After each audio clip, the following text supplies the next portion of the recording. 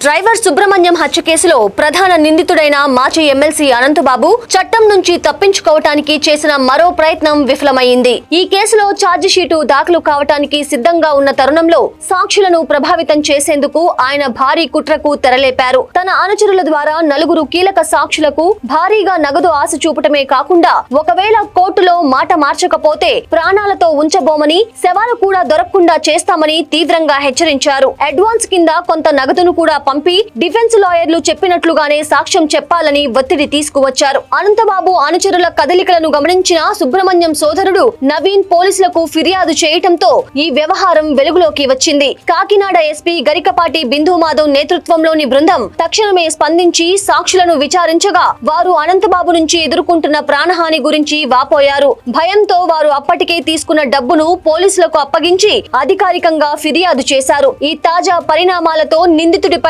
అదనపు కేసులు నమోదు కావటమే కాకుండా అతని బెయిల్ రద్దయ్యేలా పోలీసులు కోర్టులో పటిష్టమైన రిపోర్టు ఇచ్చారు. చట్టం తన చుట్టూ ఉచ్చు బిగిస్తూ ఉండటంతో ప్రస్తుతం నిందితుడు అనంతబాబు పోలీసుల కళ్లుగప్పి పరారీలో ఉన్నాడు. అతడి కోసం ప్రత్యేక బృందాలు గాలిస్తున్నాయి. తాజా సమాచారం ప్రకారం అనంతబాబుకు సహకరించిన మరో ఇద్దరు అనుచరులను పోలీసులు అదుపులోకి తీసుకొని విచారిస్తున్నారు. ఈ కేసులో మరో సంచలన విషయం ఏమిటంటే సుబ్రహ్మణ్యం శరీరంపై ఉన్న గోళ్ల గాయాలు అనంతబాబు భార్య లక్ష్మీ దుర్గవేనని హైదరాబాద్ సెంట్రల్ ఎఫ్ఎస్ఎల్ రిపోర్టుల ద్వారా నిరూపితం కావటం. దీనితో ఆమెను ఈ కేసులో ఏటూగా చేర్చారు. నిజానికి ఈ కేసు ప్రారంభం నుంచి వ్యవస్థలోని లోపాలు స్పష్టంగా కనిపిస్తున్నాయి. పోస్టుమార్టం రిపోర్టులో 32 గాయాలు ఉన్నాయని తేలినా అప్పటి దర్యాప్తు అధికారి డిఐజీ జి పాలరాజు నిందితుడిని అనంతబాబు గారు అంటూ గౌరవిస్తూ కేసును అనుమానాస్పద మృతిగా చిత్రీకరించే ప్రయత్నం చేశారు. అప్పట్లో కాకినాడ ఎస్పీ రవీంద్రనాథ్ బాబు, డిఎస్పీలు భీమారావు, మురళీకృష్ణారెడ్డి, సర్పావరం మాజీ ఇన్స్పెక్టర్ మురళీకృష్ణ,